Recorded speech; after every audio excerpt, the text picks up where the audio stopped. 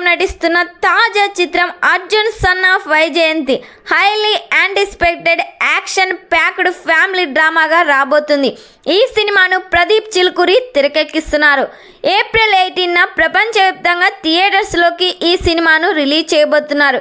ఇప్పటికే sun of Vyjayanthi చిత్రం నుంచి విడుదలైన పోస్టర్స్, టీజర్, సాంగ్స్ భారీ రెస్పాన్స్ అయితే దక్కించుకున్నాయి. ఇదిలా ఉంటే ఈ సినిమా నుండి ఒక అధికారిక ప్రకటన విడుదల చేశారు మూవీ మేకర్స్.